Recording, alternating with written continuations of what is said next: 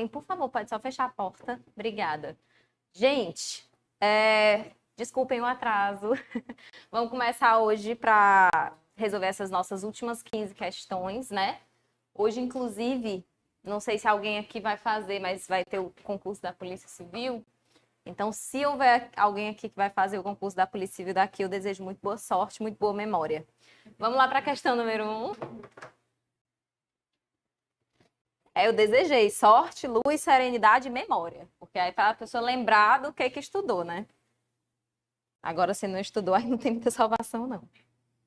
Vamos lá. Questão de número 1 diz o seguinte. Verônica, funcionária da Defensoria Pública do Estado, que tem a posse de um telefone celular de propriedade da Defensoria Pública, pelo qual é responsável, em determinado dia de trabalho, ao sair para almoçar, esqueceu esse telefone em cima da sua mesa de trabalho. Wagner, seu colega de trabalho na mesma função, nota o descuido e subtrai o aparelho celular.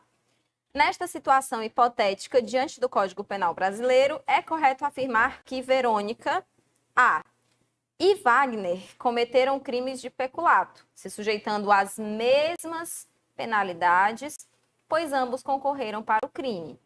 Vamos lá, conduta de um foi pegar deliberadamente e a conduta de outra foi esquecer o celular. Essas duas condutas, já que são diferentes, vão dar causa a penas diferentes também.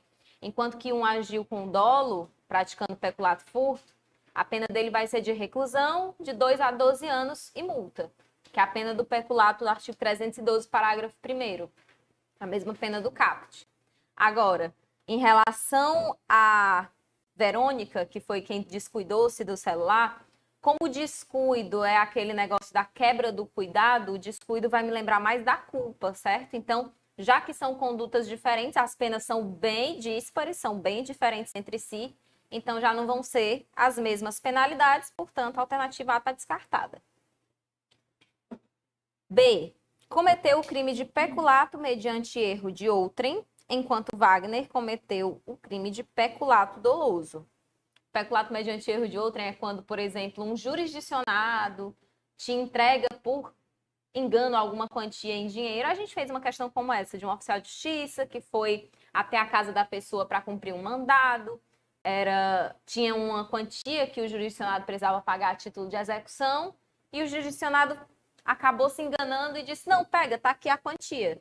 Ele tinha que ter pago num documento oficial, né? Tinha que ter pago à Fazenda Pública e entregou direto para o funcionário. Então, o erro do jurisdicionado foi o erro do qual o oficial de justiça se aproveitou para ficar com a quantia para ele. Então, esse é o peculato mediante erro de outrem. É quando o erro de outra pessoa parece muito com estelionato. É quando você obtém uma vantagem do erro de outra pessoa e você não a corrige. Você simplesmente pega a vantagem para si. Mas aí, como não teve erro em relação à entrega do bem, né, que é mais parecido com o que acontece no peculato mediante erro de outrem, já não vai ser. Lembrando, o peculato mediante erro de outrem é um crime doloso, certo? Para Verônica ter cometido o crime de peculato mediante erro de outrem, ela tinha que ter visto um erro que outra pessoa cometeu. Ciente desse erro, ela teria que ter vontade de se aproveitar disso e se apropriar de alguma coisa. Por exemplo, uma quantia em dinheiro, um valor, um bem. Na verdade, o que a Verônica fez foi sair para almoçar e deixar o celular lá. Não se aproveitou do erro de ninguém para entrar em contato com a conduta criminosa. C. Verônica não cometeu nenhum crime e Wagner cometeu o crime de peculato, pois se apropriou, de bem imóvel público, de que tem a posse em razão do cargo em proveito próprio ou alheio. E a D diz que ela cometeu o crime de peculato culposo e o Wagner cometeu o crime de peculato, pois ele não estava em posse do bem, mas mesmo assim o subtraiu em proveito próprio ou alheio, valendo-se da facilidade que lhe proporciona a qualidade de funcionário. A alternativa correta aqui vai ser a alternativa D de dado, certo? Mas eu já vou dar aqui aquele panorama geral sobre o crime de peculato, porque é muito importante. Dos crimes contra a administração pública, ele é o que mais cai, certo? Então, vamos lá. Vou pegar só o pincelzinho azul aqui. O peculato, eu vou encontrá-lo no artigo 312 do Código Penal e ele tem, a título de dolo, 3 condutas principais. Quando eu pratico o peculato a título de dolo, eu posso estar me apropriando, aí a gente tem o verbo apropriar-se de algo, apropriar-se o funcionário público de bem, valor ou qualquer benesse que ele tenha ali no exercício do cargo, ou desviá-lo em proveito próprio ou alheio. Apropriar, você vai se lembrar, ele tinha a posse em razão do cargo e essa posse era lícita. É como se a Verônica, por exemplo, tivesse aquele celular que é da instituição e passasse a trocar o número, usar um número particular lá nele. Ela se apropriou do celular e começou a usar como se fosse dela. E que isso não pode acontecer, já que é um telefone funcional. Ele tem que ter o número fornecido pela entidade onde ela trabalha, ele tem que servir a uma função pública. No desvio, vocês vão pensar em desvio de destinação, certo? É o exemplo de um funcionário público que tem a função de organizar a folha de pagamento.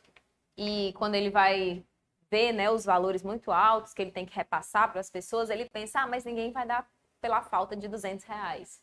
Então, ele coloca na conta dele, ele desvia o destino que aquele dinheiro deveria ter tido.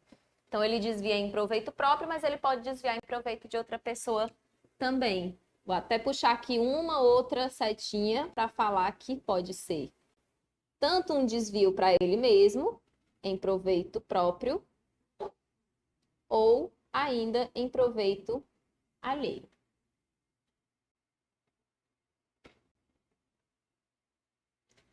E por último, a gente tem o peculato furto, que é essa ação de subtrair. Subtrair aqui, você vai lembrar do seguinte: se o agente precisa subtrair, é porque ele não tem a posse desse bem. É por isso que a alternativa dele foi bem específica. Ele subtraiu porque ele não tinha a posse do bem, mas mesmo assim pegou para si. Então, ó, não há posse. É o meu? Ai, que medo. Não há posse lícita do bem. Aqui na apropriação já é diferente. Na apropriação eu tenho a posse do bem, só que eu me aposso dele. Como assim, professora? O celular tá comigo porque eu sou funcionária. Mas se eu pego esse celular e uso como se ele fosse particular, eu estou me apropriando do que eu deveria usar só para o meu serviço. Então, aqui apropriar-se, você vai lembrar que o funcionário tem a posse lícita do bem, poderia usar para certas finalidades específicas relativas ao trabalho que ele exerce, mas aí ele pega e se apossa, né? Apropria-se. Posse lícita mais dolo, coloca aí, posterior de ter a coisa para si.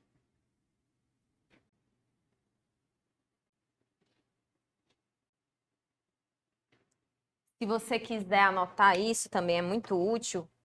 O peculato apropriação, né? A gente tem aí os requisitos dele, eles parecem muito com os requisitos da apropriação indébita, que é um crime contra o patrimônio, né? Tá no artigo 68. Na apropriação indébita, da mesma forma. A diferença é que eu não vou lidar com um órgão público ou com bem público necessariamente. É com bem de qualquer outra pessoa. É tipo pegar a bolsa da minha irmã e usar como se fosse minha, me apossar dela. Aqui no peculato apropriação, é como se fosse esse modelo de apropriação indébita com outros elementos acima. O bem público, o funcionário público, o bem que, apesar de não ser público, ele está sob a guarda da administração. Então, tudo isso daqui tem que ser levado em consideração. Isso daqui, você vai lembrar que tem mais 2 circunstâncias específicas. O fato do agente ser funcionário público e de ele apropriar-se desse bem, que ou é público ou está sob a guarda da administração.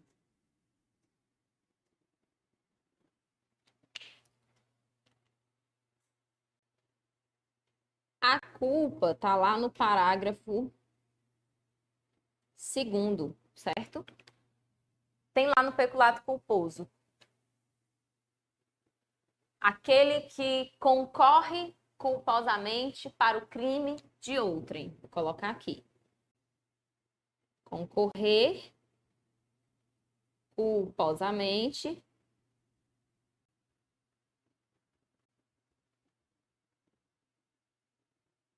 para o crime de outrem.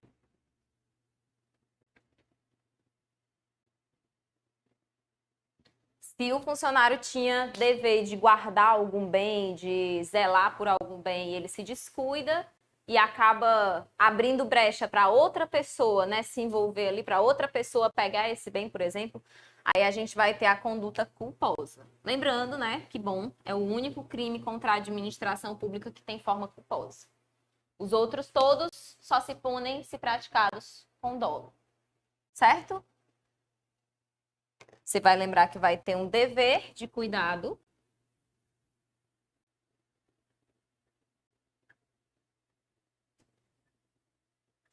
Que foi quebrado.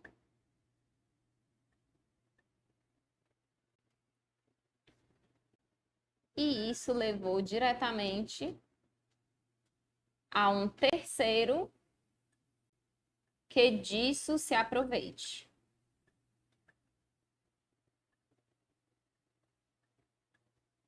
Porque o crime não é só descuidar, porque se ela se descuidar e ninguém pegar, não tem crime. O problema é que, além dela se descuidar do celular, outra pessoa foi lá e subtraiu.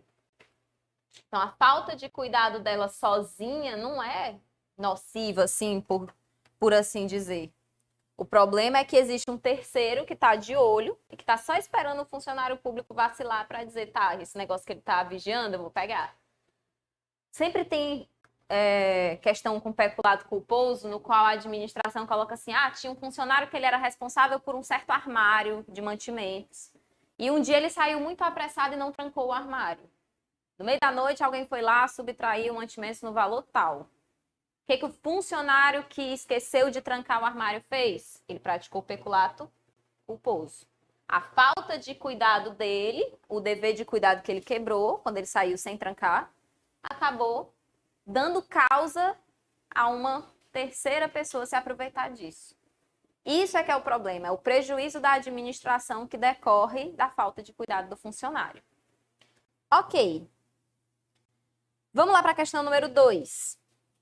Jorge pretendia matar sua irmã, Ana, para passar a ser o único beneficiário da herança que ambos receberiam. No dia do crime, Jorge fica à espreita, enquanto Ana sai da garagem em seu carro. Ocorre que naquele dia não era Ana que estava ao volante como ocorria diariamente, mas sim o seu namorado. Ana se encontrava no banco do carona. Jorge sabia que sua irmã sempre dirigia o seu próprio carro e, assim, tinha certeza de que estaria mirando a arma na direção de Ana, ainda que não conseguisse enxergar o interior do veículo devido aos vidros escuros. Jorge atira no veículo, mas o projétil atinge o namorado de Ana, que vem a falecer. É correto afirmar que Jorge praticou a. O crime de tentativa de homicídio doloso qualificado contra Ana e de homicídio culposo contra o namorado de Ana. B. Apenas um crime de homicídio doloso qualificado, mas não incidirá na hipótese da circunstância agravante em razão de ser Ana sua irmã, uma vez que foi o namorado desta última quem veio a falecer. C. Um crime de tentativa de homicídio doloso qualificado contra Ana e de homicídio qualificado contra o namorado de Ana. E D, por último, apenas um crime de homicídio doloso qualificado e a pena a ser aplicada ainda será agravada pelo fato de Ana ser sua irmã. Tá óbvio que nessa questão aconteceu um equívoco, né? Aconteceu um erro. Ele tinha que ter atirado em alguém e atirou na pessoa errada. Por que ele atirou na pessoa errada? Agora eu quero participação. Por que ele atirou na pessoa errada? Foi porque ele se confundiu. Ele disse, ó, é o carro dela, ela tá sempre dirigindo o carro, ela tá sempre no banco do motorista, então eu vou mirar no banco do motorista. E do jeito que ele mirou, ele atirou. Isso pode ser erro na execução? Se do jeito que ele mirou, ele conseguiu atirar e atingir o lugar certo? Não pode. Não é erro na execução. É erro sobre a pessoa. Porque também envolve isso. Eu falei para vocês do negócio da similitude. Às vezes são os traços físicos que fazem a pessoa se confundir. Às vezes é a semelhança entre as roupas que a pessoa está usando. As pessoas... Ah, não, aquela pessoa, ela sempre usava uma blusa preta. Aí essa pessoa está dizendo aqui, eu acho que ela vai sair de novo com a mesma blusa preta que ela usa sempre. Aí eu mato outra pessoa com uma blusa preta muito parecida. Então, esse erro aqui, apesar da questão não perguntar, eu acho importante a gente saber, foi erro sobre a pessoa. Se fosse erro na execução, a questão ia falar alguma coisa sobre o disparo ter ido na direção errada. E o disparo foi exatamente na direção que ele planejou. Ele planejou atirar contra o banco do motorista, atirou contra o banco do motorista. O negócio é que, sendo erro sobre a pessoa ou sendo erro na execução, a consequência é a mesma, né? Vou pegar aqui só as referências para vocês anotarem. Erro sobre a pessoa. Tá lá no artigo 20, parágrafo 3º.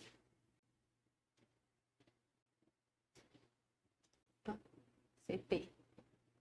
E o erro na execução tá lá no artigo 73. Outro detalhe, se só aconteceu um resultado, ele só responde por um resultado. Então, todos os itens que levavam a gente a pensar que ele ia responder pela tentativa contra a irmã dele estão todos equivocados. Porque a ação foi uma só, direcionada a um só resultado, e só um resultado aconteceu. Então, ele só vai responder por uma, certo? Vou pegar aqui. Nas duas situações, vai acontecer o mesmo. O agente será punido, será responsabilizável, né? Como se houvesse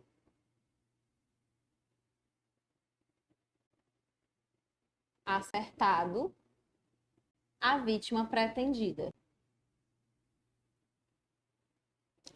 Aí é só eu pensar, como será que ele responderia se ele matasse a própria irmã? No mínimo, ia ter um agravante, porque a gente já falou das agravantes no encontro passado até. Tem um agravante do CAD. Eu respondo sempre com a pena agravada se o crime, qualquer crime que eu pratico, é contra ascendente, descendente, cônjuge ou irmão. O CAD está fora de ordem, né? Cônjuge, entra também um companheiro, ascendente, descendente, irmão. Então, nesses casos, a gente só pode concluir que a alternativa correta é a alternativa D de dado. Ele responde apenas pelo crime de homicídio doloso qualificado. Por que é qualificado? Porque ele matou para receber a herança. Parece aquele caso da Suzane von Richthofen, lembram? Ela matou para pegar o dinheiro dos pais? Pronto. Motivo torpe, no mínimo, no mínimo, no mínimo. Então, doloso qualificado? Sim. Por que ele responde por doloso qualificado se matou a pessoa errada? Porque ele incorreu no erro sobre a pessoa. E nos dois, tanto erro sobre a pessoa quanto no erro na execução, ele vai ser punido como se ele tivesse matado de fato a irmã que ele queria matar. Então, a gente vai ter homicídio doloso qualificado com agravante de pena pelo parentesco, pelo fato dela ser irmã. 3. Com uma velha espingarda, o exímio atirador Caio matou seu próprio e amado pai Melvio. Confundiu de longe ao vê-lo sair sozinho da casa de seu odiado desafeto Tício, a quem Caio realmente queria matar. Ao morrer, Melvio usava o peculiar blusão escarlate que, de Inopino, tomara emprestado de Tício. Nunca mais eu tinha ouvido essa expressão, de Inopino. Eu botava essa expressão nas denúncias que eu fazia quando era estagiária, socorro. De Inopino é tipo de repente. Naquela tão gélida quanto límpida manhã de inverno. O instituto normativo mais precisamente aplicável ao caso é doutrinariamente conhecido como Gente, assim, a questão ela foi tão fofinha, né? Porque ela tanto usou aquele verbo que eu falei, confundir. Eu sempre bato nessa tecla. Se for erro sobre a pessoa, o verbo que a questão vai usar geralmente é o verbo confundir. Ah, fulano confundiu uma pessoa com a outra. A pessoa lá, ela tinha uma peça de roupa, esse blusão escarlate aqui, né? Tinha uma peça de roupa que ela sempre usava. Aí outra pessoa vai lá, pega emprestado, saindo de costas, é igualzinho. Aí eu peguei e matei por engano. Qual é a alternativa correta?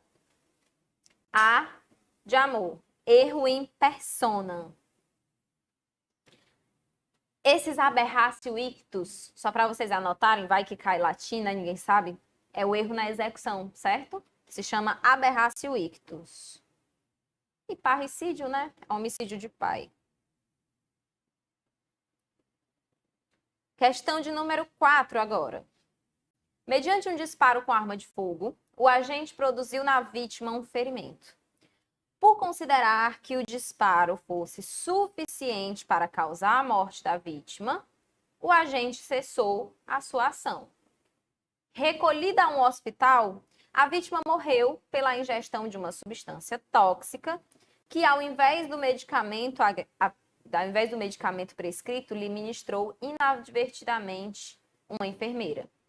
As lesões sofridas pela vítima inicialmente não lhe causariam morte, sendo esta causada exclusivamente pela ingestão da substância tóxica. Na hipótese, assinale a alternativa correta. Eu vou só lembrar de um negocinho aqui. Toda vez que eu falo sobre nexo de causalidade, a gente fala sobre concausas. E tem duas concausas que sempre aparecem. Ou sempre vai ter uma pré-existente, que é aquela pessoa que já era hemofílica antes do disparo, ou então aquela pessoa que já tinha tomado veneno antes do disparo. Ou então vai vir uma depois, aquela superveniente. Só para a gente falar um pouquinho das flores aqui, da superveniente.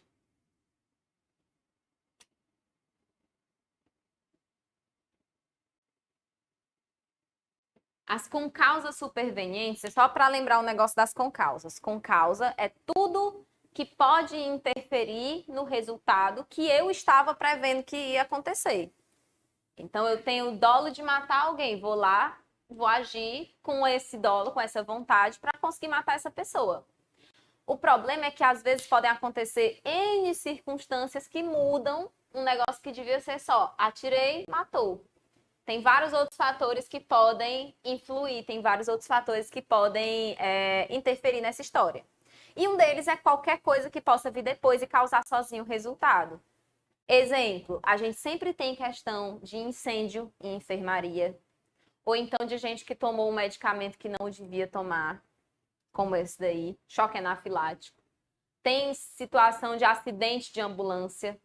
O que a gente vai ter que lembrar? Na lei, no artigo 13, parágrafo 1º do Código Penal, tem dizendo mais ou menos como é que a gente vai proceder quando vier uma concausa superveniente. A gente vai perguntar uma coisa para a questão. Tá, isso que veio depois causou isoladamente o resultado? O bom é que o enunciado já me deu essa dica. Ele disse que o resultado morte aconteceu especificamente por causa daquele medicamento que ela tomou errado.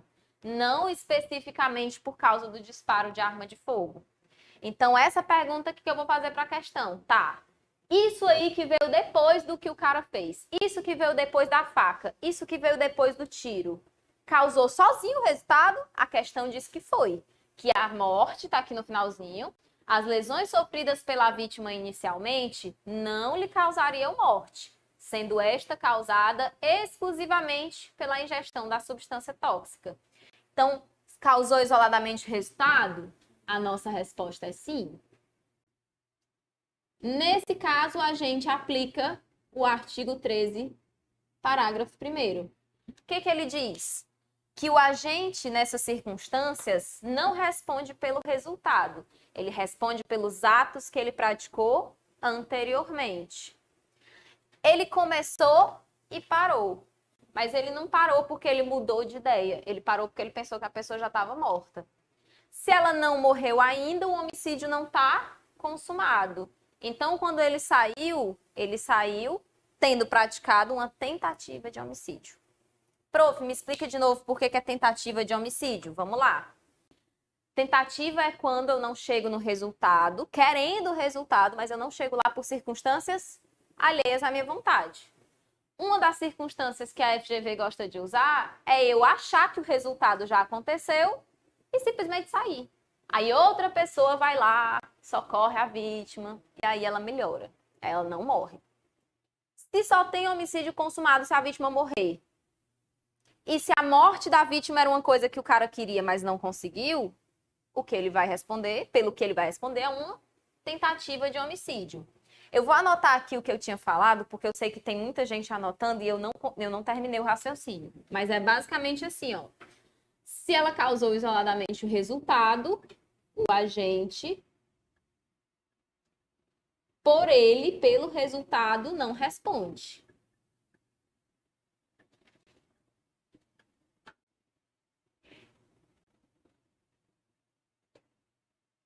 E sim,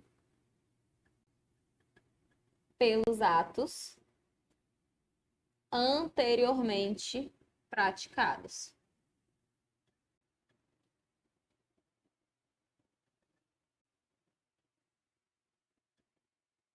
Então, a gente já sacou, já pegou aqui na questão que o agente que não tem nome vai responder por tentativa de homicídio. O problema é que a vítima está morta e a gente tem que investigar o porquê que essa morte aconteceu. Essa morte aconteceu por causa da ingestão de uma substância tóxica que a enfermeira, inadvertidamente, né, sem ser advertida, sem ser chamada a atenção, ministrou. Então, a enfermeira, no mínimo por imperícia, causou a morte da vítima. Então, se para o agente ele responde pelos atos anteriormente praticados, no caso da questão é uma tentativa de homicídio,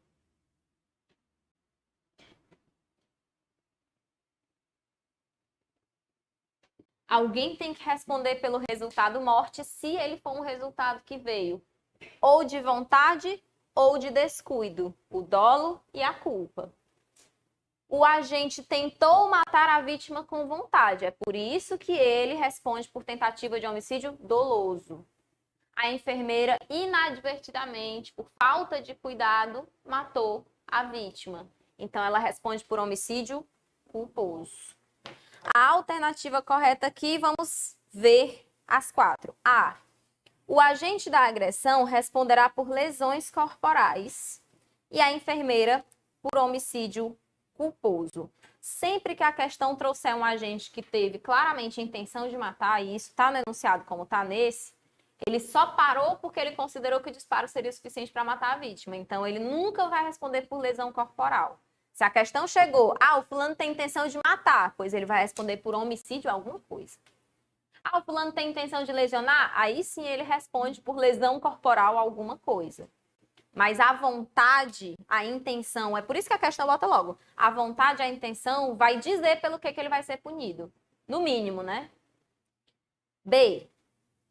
O agente da agressão responde por homicídio doloso consumado e a enfermeira por homicídio culposo. Eu só posso responder por homicídio consumado se a causa da morte da pessoa foi minha responsabilidade. Como a causa da morte foi o remédio, por homicídio doloso consumado ele não pode responder. C. O agente da agressão responderá por homicídio doloso tentado e a enfermeira por homicídio culposo. Correto? Alternativa C é o nosso gabarito. A D fala que o agente da agressão e a enfermeira responderiam por homicídio consumado em concurso de pessoas. Coloca aí do ladinho que concurso de pessoas, um dos principais requisitos que ele apresenta é o vínculo entre os agentes. É um saber dos planos do outro e prosseguir mesmo assim. Como eles nem se conheciam, sem vínculo é impossível que eles respondam por qualquer crime em concurso de pessoas. Questão de número 5 agora. Marcos e Rodrigo instigaram Juarez, que sofria de depressão, a cometer suicídio, pois, na condição de herdeiros do último, de herdeiros do Juarez, pretendiam a morte do mesmo por interesses econômicos. Ainda que Juarez tenha admitido firmemente a possibilidade de eliminar a própria vida, não praticou qualquer ato executório. Diante desse contexto, Marcos e Rodrigo poderiam ter a pena reduzida de 1/3 até a metade, se a pretensão tivesse caráter humanitário, de piedade, e a morte tivesse se consumado.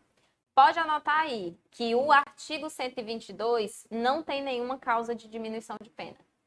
Então, se qualquer questão desse artigo aí de induzir, instigar ou auxiliar suicídio ou automutilação, se a questão disser assim, não, para eles vai ter uma diminuição de pena específica, não tem não. Não tem nenhuma no artigo 122.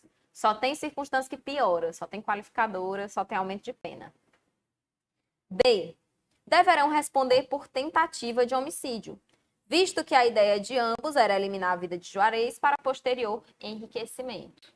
A tentativa de homicídio, ela exige que o agente faça alguma coisa. A única coisa que eles fizeram foi instigar o suicídio, que por sua vez é uma conduta que faz parte do crime seguinte. O 121 é o homicídio, o 122 é a instigação, o auxílio ou induzimento, ou ao suicídio ou à automutilação. Eu até conversei com vocês que essa parte de induzir, instigar, auxiliar a automutilação poderia ia ser muito mais legal, ia ser muito mais organizado se tivesse pertinho da lesão corporal. Porque a automutilação não necessariamente quer dizer que a pessoa está tentando contra a própria vida. Suicídio, sim. Como ali no 121 até o 127, 128, são os crimes contra a vida, era interessante que tivessem crimes que dissessem respeito só a isso. Mas tudo bem, o legislador quiser economizar espaço, acontece. C, na verdade. Serão responsabilizados pelo crime do artigo 122 do Código Penal, já que, para a consumação do delito do caput, basta a mera conduta de instigar. Podem marcar a alternativa C, porque antes da alteração de 2018 ela não estava certa, mas agora ela já está. Aliás, perdão, 2019. Lá no artigo 122 hoje tem dizendo assim: induzir ou instigar alguém a suicidar-se ou a praticar automutilação ou prestar auxílio para que o faça. Pena, reclusão de 6 meses a 2 anos. Se resultar lesão corporal, se resultar morte, está nos próximos parágrafos. Mas segundo o que está dizendo a lei hoje, só a conduta de instigar, mesmo que a vítima não faça nada, já é passível de responsabilização. Então, podem marcar a alternativa C, que ela é a alternativa correta. D. Não responderão pelo crime de instigação ao suicídio, pois não houve morte ou lesão corporal de natureza grave na vítima. Na época que essa questão foi escrita, realmente esse item D era verdade. Só tinha punição antes se a vítima ou tivesse uma lesão grave, aí a pena era de reclusão de 1 a 3, ou então se ela tivesse morrido por causa do suicídio, aí a pena seria reclusão de 2 a 6. Os outros casos não tinha previsão. Então, hoje isso já mudou. Desde 2019, essa alteração já traz aí esses reflexos. Vamos então agora para a questão 6. Pessoa empresta seu nome e sua qualificação para sonegador constituir uma empresa e efetivar negócios fraudulentos que resultam em lesão ao erário. Neste caso, poderá responder criminalmente, segundo a teoria do domínio do fato. A. Como coautor, pois integra o fato criminoso com conduta condizente com o verbo do tipo penal, sonegação, e por isso responde igualmente com comparsa. B.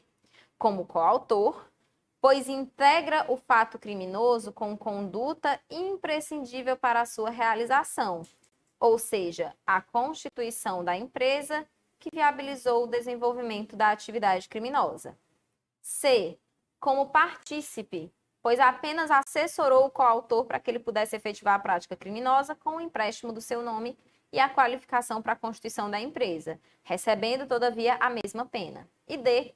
como partícipe, pois apenas assessorou o coautor para que este pudesse efetivar a prática criminosa com o empréstimo de seu nome e a qualificação para a constituição de sua empresa, recebendo a pena proporcional à sua participação. Eu vou só pegar aqui para falar um pouquinho da teoria do domínio do fato. Sem ela, né, sem a teoria do domínio do fato, a gente ia seguir só a teoria objetivo formal, que é aquela que diz, ah, não, o autor é quem pratica o verbo. Coautor é quem vai junto do autor praticar o verbo. E o partícipe presta auxílio fora disso, dá uma carona, fornece uma arma, né? Esses aí são as funções que a teoria objetivo formal me fala. Para essa teoria, quem arquiteta tudo, mas não pratica o verbo, seria partícipe só. Aí veio essa bonita teoria do domínio do fato. Ela vem para responsabilizar de uma forma mais justa aquela pessoa que tem um plano tão bom e ela tem tal autoridade sobre quem está praticando o crime diretamente, que se ela ligar e disser aborta o plano é abortado. Ela tem poder suficiente para decidir sobre o resultado do fato. Poder suficiente, por exemplo, como abrir uma empresa especificamente para outra pessoa por ela sonegar imposto. Então, veja, ele está sendo só o cérebro por trás das mãozinhas que estão trabalhando. Nesse caso, você vai lembrar que a teoria do domínio do fato, já que ela é para responsabilizar de uma forma mais pesada essa pessoa que tem o domínio do resultado do crime, você vai lembrar que o autor intelectual, o mandante, né, para não dizer só autor intelectual, vou botar entre aspas, o mandante, quem tenha essa autoridade, é também autor do fato. Você sabe que quando existem mais de um autor no fato, a gente chama os dois de coautores, né? Coautor, um autor pertinho do outro. Então, qual é a alternativa correta? Nós temos duas que falam de coautoria. A coautoria, aqui na teoria do domínio do fato, vai ser mais ou menos assim. O que eu fiz deu o sentido e deu a lógica e foi dirigindo as ações das outras pessoas. Então, por ele ter emprestado o nome e constituído a empresa, ele acabou dando os meios para que os executores pudessem desenvolver a atividade criminosa. O gabarito da banca é a alternativa B. Ele responde primeiro, já que a teoria é do domínio do fato, como coautor, pois ele integra o fato criminoso com conduta imprescindível para sua realização, a constituição da empresa que viabilizou o desenvolvimento da atividade criminosa. Está errada porque ele está falando que a pessoa que forneceu o seu nome, o foda é que não tem nome, né, para a gente ir identificando os agentes. Mas o mandante aqui na alternativa A está sendo pintado como alguém que praticou a sonegação. E não foi ele, foi outra pessoa por ele que fez isso. Então, ele falou aqui o negócio do verbo do tipo penal. O verbo quem praticou foi o laranja que ele colocou lá, né? O verbo quem praticou foi essa pessoa que estava no lugar dele, não quem forneceu o nome para a empresa. Então, a alternativa correta, B de bola. 7. Glauco andava de bicicleta numa estrada rural. Caiu do veículo e teve fratura exposta do osso de uma das pernas. João e José passaram pelo local, viram Glauco caído e pedindo auxílio, mas deixaram de socorrê-lo, apesar de poderem fazê-lo sem risco pessoal. Que crime é esse? Omissão de socorro. Responderão pelo crime de omissão de socorro. Aí ele quer saber como, né, que eles vão responder. Os crimes omissivos próprios, principalmente a omissão de socorro, tem um detalhe muito legal. Como eles são omissivos próprios, né, eles não têm muita possibilidade de várias pessoas praticarem ao mesmo tempo. É como se a responsabilidade para prestar socorro fosse de cada pessoa isoladamente. E se eu, junto com 3 amigos, eu vejo uma pessoa que sofreu um acidente e não faço nada, eu sou a autora de uma omissão, essa outra pessoa que também tinha dever de agir é a autora de outra omissão, e essa terceira pessoa é a autora de outra. A gente não colaborou para o mesmo crime, porque cada um escolheu que não ia. Cada um escolheu se omitir. Então, nos crimes omissivos próprios, principalmente na omissão de socorro, você vai ter que lembrar disso. A autoria, nesses casos, ela é sempre isolada. Cada um responde pelo seu, pela sua própria omissão. Então, a alternativa correta aqui vai ser a seguinte. Vamos ler as 4, né? A diz que o João é autor e o José é coautor, não se caracterizando a participação. Como a gente disse, se a omissão se prestar socorro é um dever de cada uma das pessoas, eles não estão contribuindo na mesma omissão, cada um está praticando a sua. Então, a B diz que João e José são partícipes, não se caracterizando a coautoria. Para ter participação, precisa ter alguém sendo autor, já que são só 2 pessoas. Os 2 são partícipes um do outro. E aí, quem é que é o autor, então, nessa história, para poder justificar? Se eu tenho uma ação principal e várias ações acessórias que podem ser praticadas a título de participação, se eu não tenho a principal, é que nem aquela teoria da gravitação jurídica. O bem acessório, ele só acompanha o principal. O arroz, ele acompanha, né, o prato principal, é que nem arroz. Já que o acessório só existe quando existe o principal, para ele gravitar em torno dele, é a mesma coisa com autoria e participação. Se um crime não tem autoria, então como é que tem gente participando? Não tem ninguém, vamos supor que um crime de homicídio, certo? Eu vou ser partícipe de um homicídio. E a minha amiga diz que também não quer ser autora, quer ser só partícipe. Então quem é que vai matar? Quem é que vai matar? Pois a gente vai só fornecer a arma para quem? A gente vai só dar carona, vai dar carona a quem? Entendeu? Tem tudo isso daí que deve gravitar em torno de um autor. Então não tem como os 2 serem partícipes e não ter autoria. A C diz que o João é autor e o José é partícipe. O problema é que o José e o João praticaram a mesma ação. Como é que eles vão ser diferentes, né? O João autor e o José partícipe. A alternativa correta é a alternativa D de dado. João e José são autores isolados, não se caracterizando o concurso de agentes. Questão de número 8. João revelou a Pedro que estava pensando em subtrair dinheiro do cofre da repartição pública em que trabalhava, mas não sabia como abri-lo. Pedro, então, muito bom coração, informou-lhe que ouviu o chefe do setor dizer que o segredo do cofre estava escrito num dos quadros que decoravam a parede. Imagina se não quisesse ajudar, né? De posse dessa informação, João abriu o cofre e retirou o dinheiro do seu interior, gastando-o em proveito próprio. Neste caso, João responderá por crime de peculato e Pedro responderá de algum jeito. Vamos lá. A. Responderá como partícipe? Tá certo. Por que ele responde como partícipe? Porque a ajuda que ele prestou foi uma ajuda acessória. Ele, olha, eu ouvi dizer tal coisa, eu acho que o segredo está no canto tal, se tu for lá é sucesso. Então eu dei a dica, mas quem praticou a ação mesmo foi outra pessoa. Já que a gente divide primariamente nesse negócio de quem praticou a ação e quem não praticou, a gente já sabe que coautor ele não pode ser, porque ele nem estava lá no momento da abertura do cofre, nem que fosse para abrir enquanto o outro pegava o dinheiro, então segurar o saco enquanto o outro pegava o dinheiro. Então, subtrair, ele não subtraiu.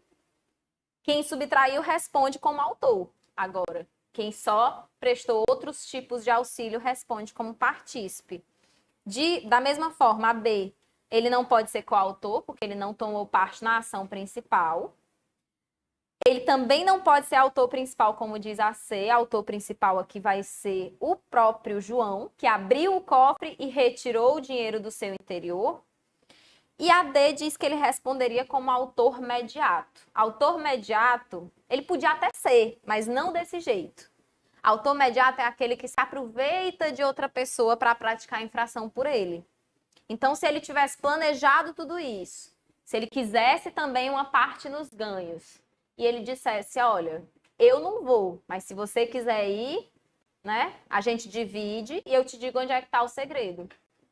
Aí ele seria autor imediato, tá usando de um terceiro para ir por ele, para ele ficar aqui só esperando o dinheiro chegar. Muito bom, né? Muito bom. Tem quem... Minha mãe dizia, a minha irmã era desse jeito, ela dizia, muito bom tem quem mandar, né? Alguém chamou. Diga, coração. Certo. Nos crimes omissivos próprios isso acontece, como é o caso da omissão de socorro. Como o dever de prestar socorro é particular de cada pessoa, eu não posso ajudar outra pessoa numa omissão.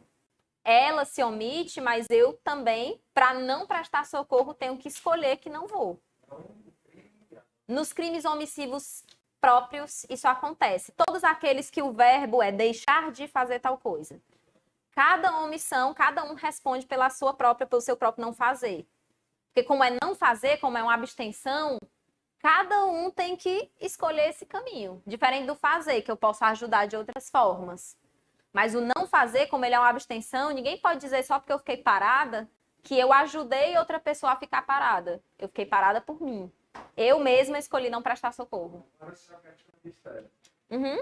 E ambos combinaram a não prestar socorro. Mas ainda assim, é porque como o crime é omissivo próprio e a conduta que eles têm que praticar é uma abstenção, para punir por abstenção, cada um vai ser punido pelo que não fez. Cada um, isoladamente, vai ser punido pelo que não fez. De nada, imagina. 9. José estava numa mesa de bar, onde Pedro lhe contou que no dia seguinte iria cometer um roubo numa determinada residência. Mesmo tendo conhecimento prévio do crime que Pedro iria cometer, José se omitiu na prática de atos tendentes a impedir o resultado.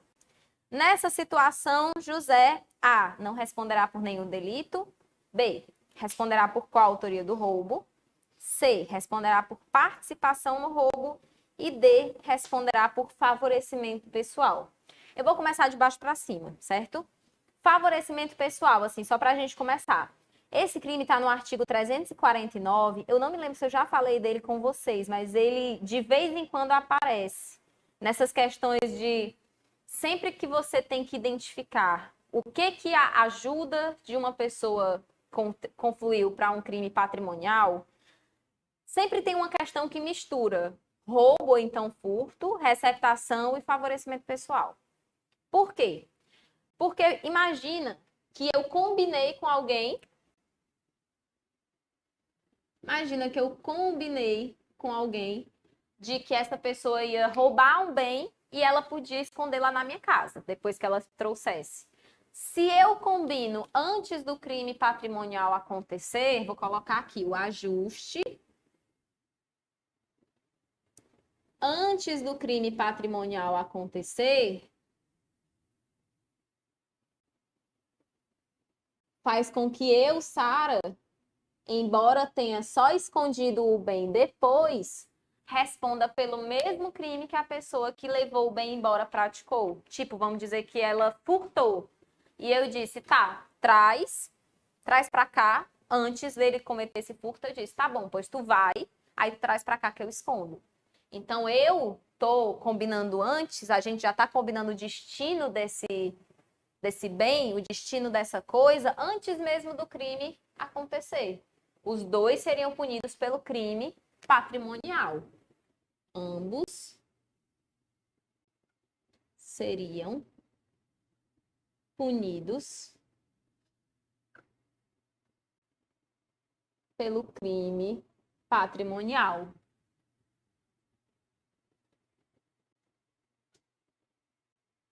Exemplo, colocar aqui o roubo. Professor, o ajuste foi depois.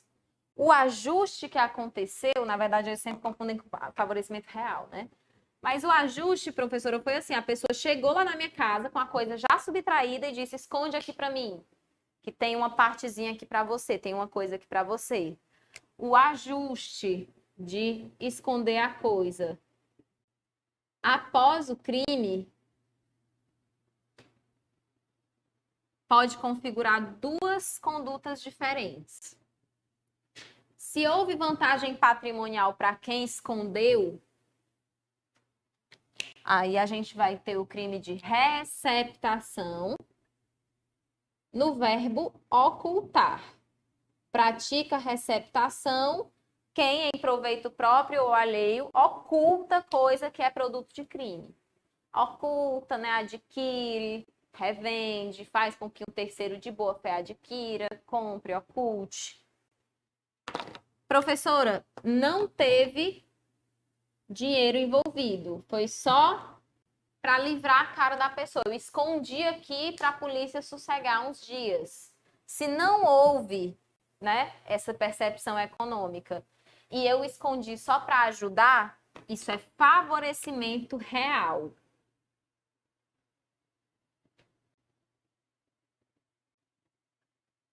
O favorecimento real, se eu não me engano, está no artigo 348. Deixa eu só conferir. 348. Na verdade, 349. Prestar a criminoso, fora dos casos de coautoria e de receptação, auxílio destinado a tornar seguro o proveito do crime. Esconder a coisa só para a polícia sossegar uns dias e deixar tudo seguro para eles não tomarem. Isso é favorecimento real. Pena detenção de 1 a 6 meses e multa. Artigo 349. Prof, e o favorecimento pessoal que você estava dizendo? Favorecimento pessoal, se o favorecimento real é para coisa, o favorecimento pessoal é para a pessoa. É quando eu ajudo a esconder da autoridade uma pessoa que a autoridade procura. Eu não quero nada com isso. Eu não quero nenhuma benesse patrimonial específica. É só porque essa pessoa me pediu para esconder ela, eu vou lá e escondo. Aí se chama favorecimento pessoal, que é o artigo 348, logo em cima. Auxiliar a subtrair-se à ação de autoridade pública, autor de crime a que é combinada pena de reclusão. Aí a pena dele é de detenção de 1 a 6 meses e multa. Se a pessoa que eu estou escondendo cometer um crime com pena de detenção, a pena é um pouquinho menor. A pena vai ser de 15 dias a 3 meses de detenção e multa. E se quem presta o auxílio é o CAD fica isento de pena, tá? No artigo 349, parágrafo 2º. Então, vou só colocar aqui esses detalhes sobre o favorecimento pessoal.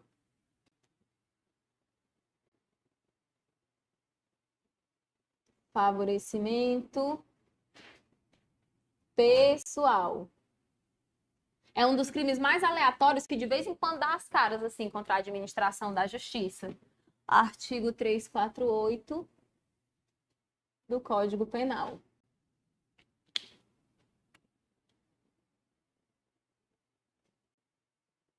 Em suma, é ocultar pessoa de uma autoridade que o procura.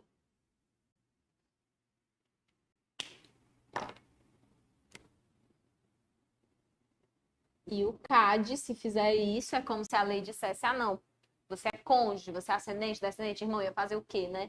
Ia entregar, às vezes a pessoa não quer e é compreensível, apesar de não ser certo.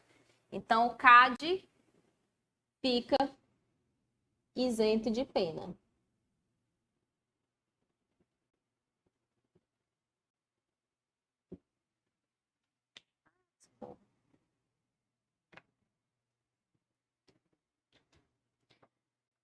O problema aqui é que a gente não está falando bem de ação, a gente está falando de omissão na questão número 9. Uma pessoa que viu que fulano ia roubar uma residência e não fez nada para impedir. Sobre a omissão, vou até passar aqui para o outro lado, é importante a gente se lembrar direitinho do que diz o artigo 13. Tá bom, amor? É importante a gente lembrar direitinho o que é que diz o artigo 13, parágrafo 2º. Ele fala que a omissão de alguém só é penalmente relevante se essa pessoa tinha a obrigação de evitar o resultado e podia fazer alguma coisa na hora. Se ele era só uma pessoa, ele estava numa mesa de bar, um amigo contou que ia roubar uma determinada residência, ele não tem a obrigação por lei, ele não é policial, né? Ele não tem a obrigação por lei de cuidado, proteção e vigilância em relação a essa casa. O enunciado não disse nada sobre isso. Ele não assumiu a obrigação de evitar o resultado. E a conduta dele não criou risco. Foi o cara que já veio contar para ele que já ia. Então, não foi ele que colocou a pessoa lá.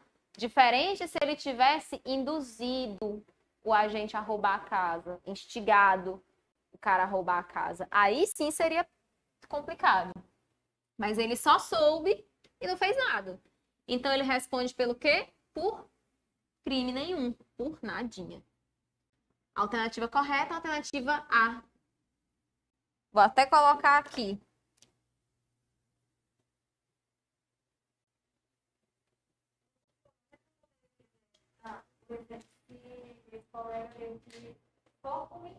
Uhum.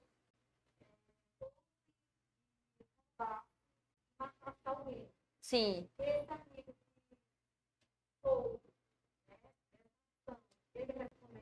Não, não responde. Nesse caso, não, porque ele só chegou lá, contou e foi embora. Eu não tenho obrigação legal e nem determinei que ele fizesse isso. Então, é meio que o que a pessoa faz, como a pessoa pode escolher o próprio caminho na vida, eu não tive nada literalmente a relacionar com isso. Eu não induzi, não instiguei, não determinei que essa pessoa fosse lá. Eu escutei a história e fiquei, vale, vai roubar uma casa. Bicho doido. Mas não tem muito que eu possa fazer se eu não tenho, se não repousa sobre os meus ombros a obrigação legal de intervir. Então, eu vou falar assim, ó, omissão. Quando que a omissão importa? Primeiro, se existir um crime omissivo próprio, criminalizando a minha conduta, a minha omissão, como é o caso da omissão de socorro. Se não existisse crime de omissão de socorro, era cada um por si, eu não ia ser punido por ver uma pessoa acidentada e passar direto. Só que existe. Então, aqui, quando é um crime omissivo próprio,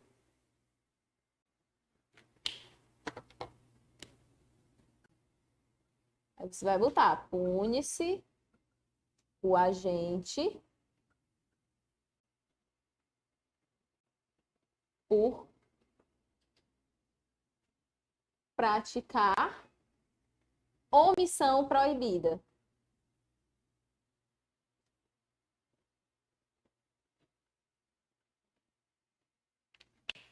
Geralmente a lei diz o que eu não posso fazer e quando tem alguma coisa que eu deva evitar de fazer, a lei tem que me dizer isso também. Por isso que eu disse que se não existisse o crime de omissão de socorro, ver alguém acidentado e passar direto não ia dar em nada. Porque a lei que me manda prestar socorro, na hora que ela diz, olha, se você não prestar socorro é crime. Vocês lembram que ninguém é obrigado a fazer ou deixar de fazer nada, senão em virtude de lei? Mesma coisa. Eu só sou punida por esse tipo de crime, de deixar de fazer alguma coisa quando ele existe. Quando ele existe nessa forma de crime omissivo próprio. Exemplo.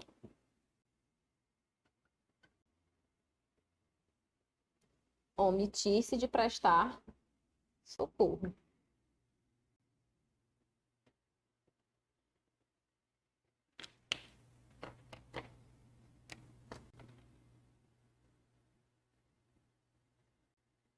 Aí a gente tem também aqueles casos de omissão imprópria.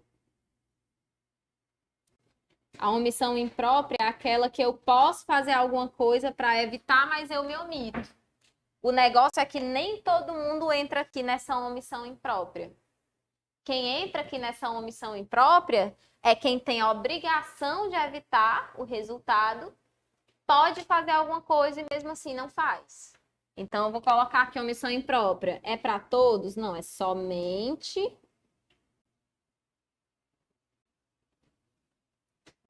a quem a lei imponha a responsabilidade de evitar o resultado.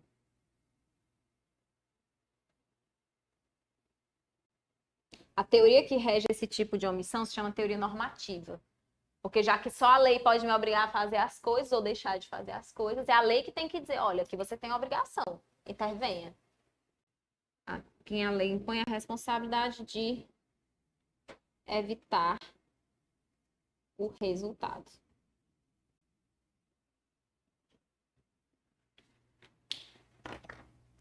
E a quem que a lei impõe a responsabilidade de evitar o resultado? Só aquelas pessoas que estão no artigo 13, parágrafo 2º do Código Penal. Que ele fala assim, ó, a omissão é penalmente relevante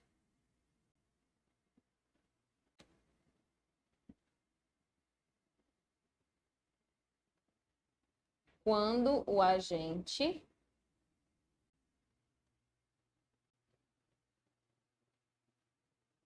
devia e podia agir para evitar o resultado. Aí ele continua, o dever de agir incumbe a quem? Aí ele começa a listinha. A. Quem tenha por lei obrigação de cuidado, proteção e vigilância. Essa pessoa aí, se ela vê uma coisa errada, ela tem que intervir. Como é o caso do policial. O policial que vê um assalto acontecendo, não faz nada, ele está violando o dever dele, que é a lei que manda que ele faça alguma coisa. Aí na B, a pessoa que assumiu a obrigação de evitar o resultado.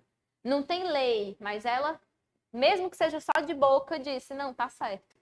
Lembra aquela amiga que diz, olha o fulaninho aqui, eu vou no banheiro. É o garantidor. Todos eles são agentes garantidores, mas aquela pessoa assim, não precisou de lei, não precisou de nada. Só precisou dela chegar e dizer, vou no banheiro. Tu olha o fulano pra mim? Olho. Pronto. Tudo que acontecer com aquela criança agora é sua responsabilidade, porque você assumiu essa obrigação. Na C, a pessoa que criou o risco da ocorrência do resultado. Tipo, aquela pessoa que ouviu que o amigo dela, né, tinha vontade de levar o dinheiro do cofre e disse, pois eu ouvi que o segredo do cofre tá ali, acolá. Eu ouvi falar que o segredo do cofre tá num quadro não sei aonde. Por mais que ela dissesse, não, eu falei isso, mas eu não sabia que ele ia ser doido de ir. Oxe, você criou o risco, né? Na hora que você viu que a pessoa queria roubar e deu o segredo do cofre, não faltava mais nada. Então, a alternativa correta na questão número 9 é a alternativa A, de anjos, que são os que vão estar presentes na prova, se Deus quiser. 10. José adentra a um bar e pratica roubo contra 10 pessoas que ali estavam presentes em 2 grupos distintos de amigos, subtraindo para si objetos de valor a eles pertencentes. Nesta hipótese, segundo a jurisprudência dominante mais recente do Superior Tribunal de Justiça, José praticou o quê? Os crimes, 10 crimes de roubo em concurso material.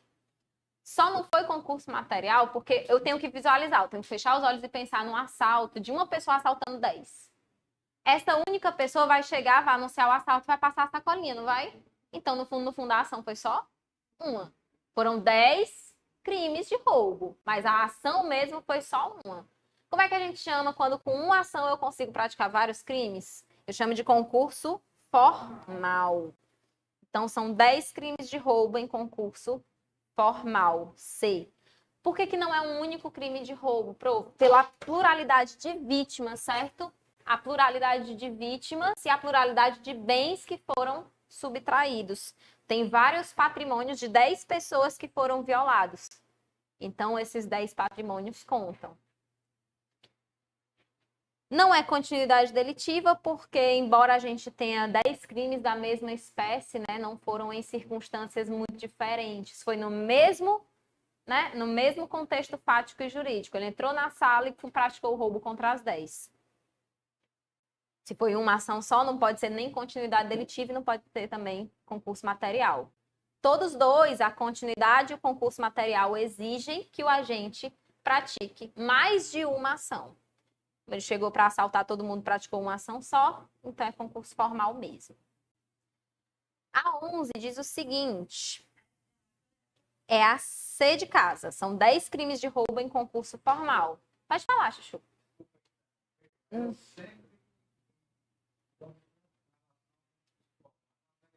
Certo. Não, quando tá assim tá bom, né? Uhum. Uhum. Tem sim. Para falar um pouquinho sobre eles dois, né?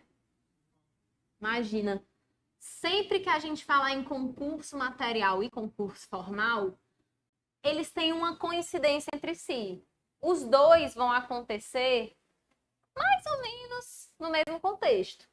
O concurso formal necessariamente, porque se é uma ação só e vários crimes, tem que ser no mesmo local, no mesmo contexto, esse tipo de coincidência que deve se verificar. Mas o mais simples é basicamente isso daqui, ó. Vamos começar pelo material.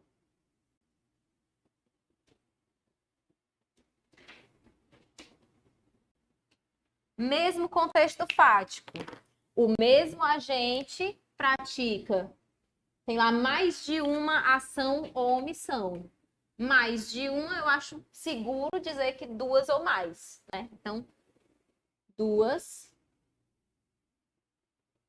ou mais ações ou omissões.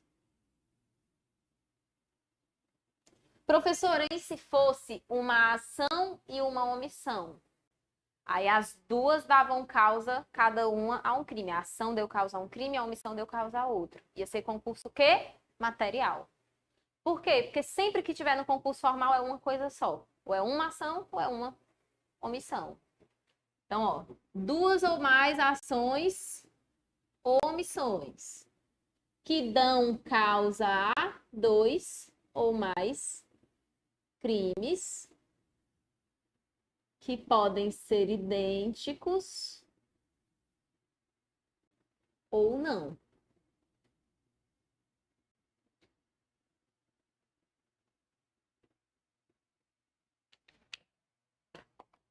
Dando uma dica aqui para vocês, o concurso material na FGV ele costuma vir com crimes diferentes, porque é mais fácil de visualizar.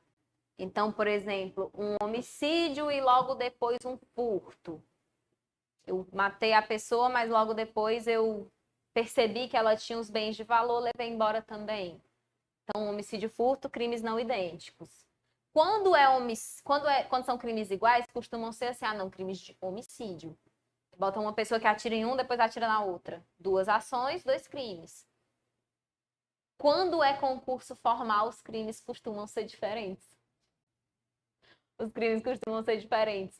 Aquele negócio, tinha uma questão que a gente resolveu, acho que semana passada, de uma pessoa que estava limpando a arma sem observar as cautelas necessárias, a arma disparou para o acidente, atingiu duas pessoas, o mesmo projétil atingiu duas pessoas. Uma no braço e a outra no peito. A do peito morreu e a do braço ficou só machucada. Então, a gente tinha uma que morreu por descuido, homicídio culposo. Aí a outra que se machucou pelo descuido de quem estava limpando a arma também. Aí lesão corporal culposa. Geralmente no concurso formal eles colocam crimes diferentes. Aqui no concurso material, os crimes diferentes você consegue ver que são por duas ações diferentes. É bem explícito assim. Prova então se são sempre crimes diferentes no concurso formal e no concurso material. O que eu vou ter que lembrar? Olha o que o agente fez e quantas vezes ele se mexeu. Quantas vezes ele fez alguma coisa. Porque se são dois disparos, pronto, já são duas ações. Se é um disparo e logo depois ele pratica um crime completamente diferente, com certeza são duas ações ou duas omissões que dão causa a dois ou mais crimes. Então aqui nós vamos observar o critério de soma das penas. O juiz calcula as penas referentes a todos os crimes que ele tenha praticado, o agente, e soma sem muito segredo. No concurso formal é que tem aquele negócio da exasperação, que ele pega uma das penas, a mais grave, se diversas, ou qualquer uma delas, se elas forem iguais, e aumenta de 1/6 até a metade. Aqui eu vou colocar o que eu tinha acabado de dizer. Grandes hits, 2 crimes.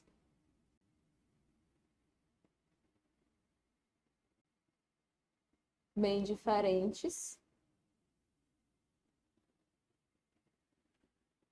Ou então 2 ou mais, né?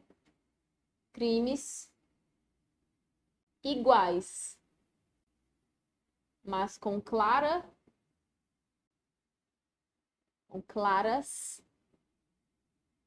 condutas diferentes.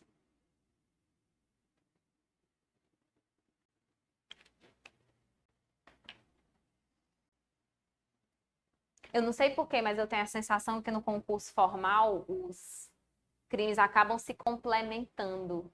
Uma lesão culposa com homicídio culposo. Parece um negócio mais combinadinho, mais arrumadinho.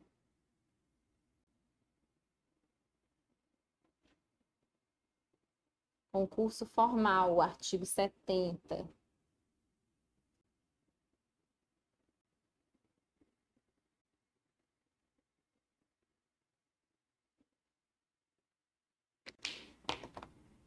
Aqui é unicamente uma ação ou omissão que dá causa a 2 ou mais crimes, por isso concurso, né?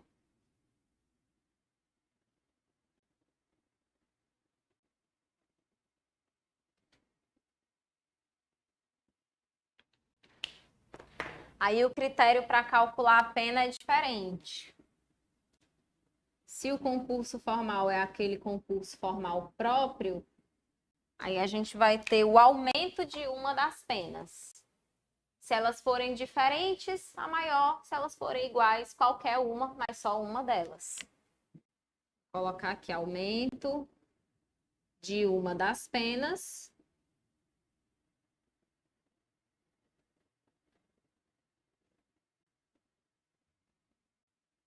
De 1/6 até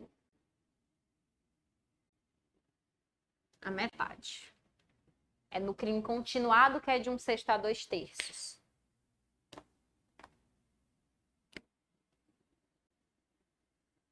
E temos também um concurso formal impróprio, que é aquele do finalzinho. Quando o cara pratica a ação dolosamente e os crimes que ele pratica, todos têm destinos diferentes, eles têm vontades independentes. É a pessoa que tanto queria matar um quanto o outro, mas enfileirou os dois e meteu uma bala só. Eu sempre dou o exemplo do Auto da Compadecida, né? Que por um motivo ou por outro ele queria matar duas pessoas, que era o padeiro e a esposa. Mas um se jogou na frente do outro e disse, tá ótimo. É bom que assim eu economizo uma bala, mas eu queria mesmo era matar os dois. Então aí a gente sabe que tanto ele agiu por querer ação ou omissão dolosa, e os crimes praticados, os crimes resultantes, têm desígnios autônomos, vontades independentes.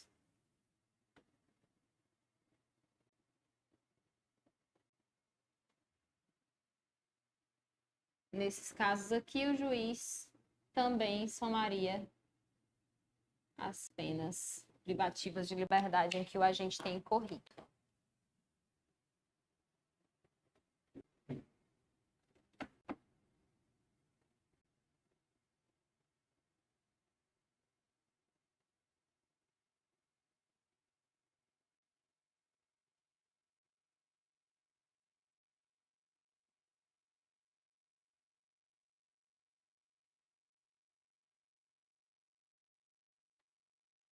Ok, vamos para a próxima questão, então.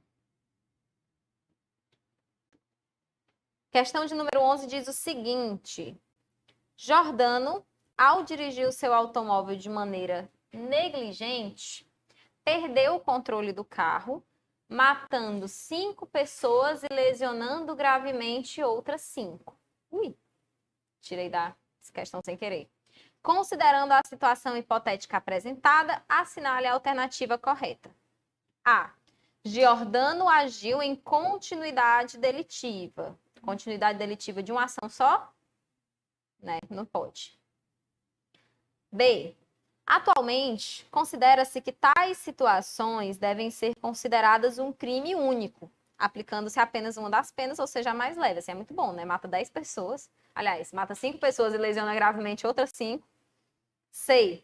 Giordano praticou crimes em concurso material. De novo, concurso material de uma ação só, ele só perdeu o controle do carro. Atropelou de uma vez, né, as 10 pessoas, matou 5, feriu mais 5. Mas o descontrole do carro foi uma ação só. Então, concurso material de uma ação só não pode haver. E D. Giordano praticou crimes em concurso formal, devendo-lhe ser aplicada a pena mais grave e aumentada de 1/6 até a metade. Prof, como é que você tem tanta certeza de que aqui vai ser aumentada a pena e não somada? Primeiro, né, tem a pista de que é a única alternativa com concurso formal. Mas, além disso, sempre que tiverem vários crimes culposos, né, fulano agiu de forma negligente, ele matou 5 pessoas e feriu mais 5. Então, são 5 homicídios culposos e 5 lesões corporais culposas. Então, sempre que tem só muito crime culposo, vai sempre ser esse aumento aqui. Não vai ser a soma das penas, não. Vai ser concurso formal próprio e se aumenta. Lembra que a soma das penas no concurso formal, que é o concurso formal impróprio, só vai existir se pelo menos ele começou com ação dolosa e todos os crimes que ele praticou ele queria. Ele tinha desígnios autônomos, vontades independentes para todos eles. Questão de número 12. Reconhecida a prática de um fato típico, ilícito e culpável, o Estado tem o poder, dever de punir o seu infrator. Isso daqui é a punibilidade. Todavia, há situações que fazem desaparecer o poder punitivo estatal, sendo correto afirmar, de acordo com o Código Penal, que, adiantando, anotem o artigo 107, porque ele é uma ótima revisãozinha para a gente ter aí, para saber quais causas podem afastar a punibilidade. A. Os prazos das prescrições da pretensão punitiva e da pretensão executória serão reduzidos pela metade nos casos em que o agente era, ao tempo do crime, menor de 21 anos ou maior de 60 na data da sentença. É maior de 60, é maior de 70. Então, a alternativa A já está errada. Quem quiser anotar onde está essa informação, está no artigo 115 do Código Penal. São reduzidos de metade os prazos de prescrição quando o criminoso era, ao tempo do crime, menor de 21 anos ou, na data da sentença, maior de 70 anos. B. A sentença que concedeu o perdão judicial após reconhecimento de materialidade e autoria não será considerada para efeitos de reincidência.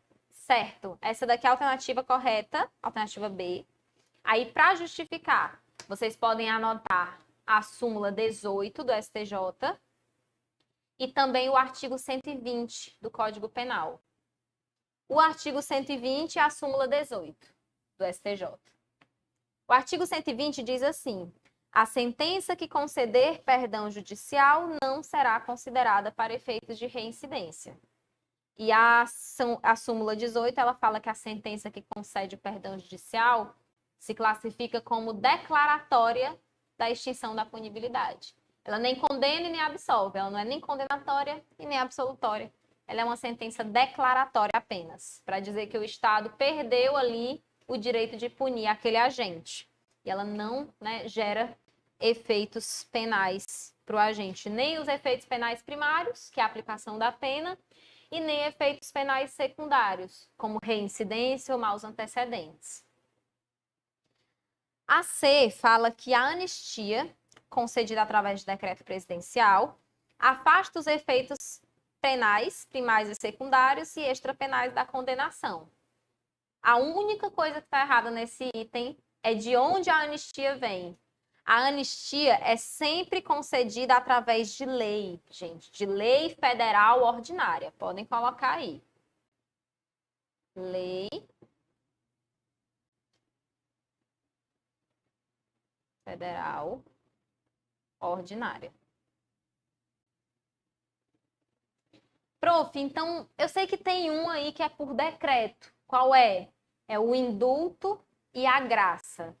Na verdade, graça e indulto são espécies de indulto. É porque a graça é um indulto individual E o que se chama só de indulto é indulto coletivo. É aquele que passa, é aquele que tem no decreto de final de ano. Sempre tem assim um decreto de indulto. Pronto. Ele é coletivo, ele é impessoal.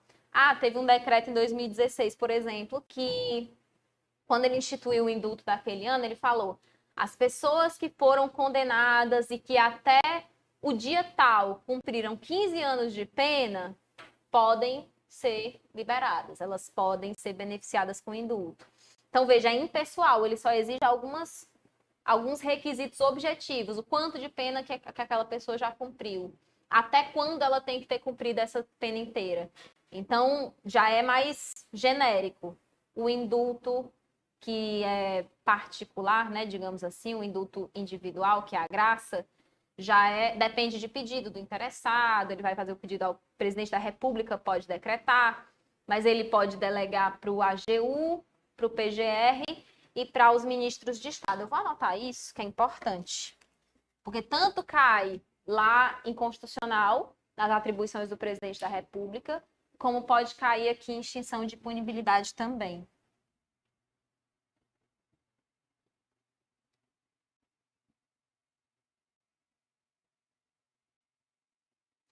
Mas, de qualquer maneira, pode ser, eu acho, eu tenho quase certeza de que está num material de teoria. Mas vamos lá. Indulto e graça. A diferença é que a graça, meu pai me ensinou isso, ele disse só lembrar que a graça é uma pessoa só, né? A dona Graça, né? A fulana, a graça, ela é uma pessoa só. Então, a graça vai ser o indulto individual concedido a uma pessoa só.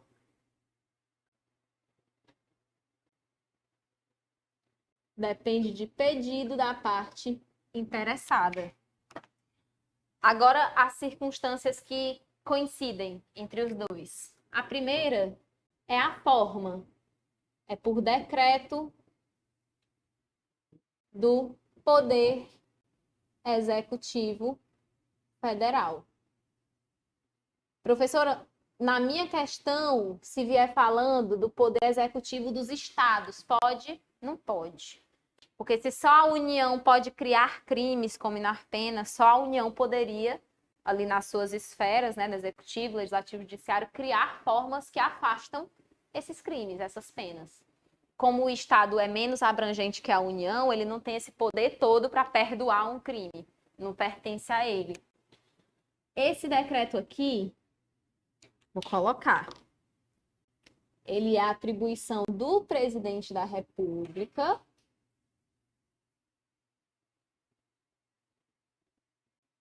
Se eu não me engano, está no artigo 84, inciso 19 da Constituição, mas eu não vou lembrar de cabeça. O 19 é o 14. Então, como eu não vou lembrar de cabeça, eu vou conferir. Vamos ver, Planalto, Constituição Federal, artigo 84. Eu acho que é o 14 mesmo. Não, 14 não.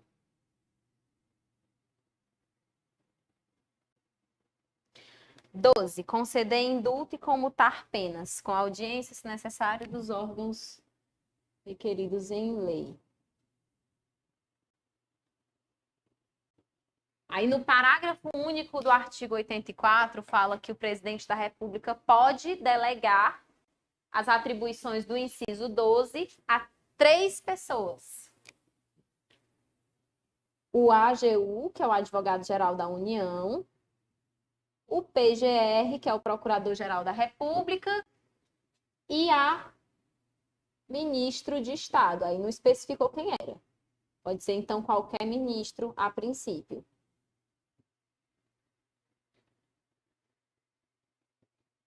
E ele faria isso por meio de uma delegação de atribuição.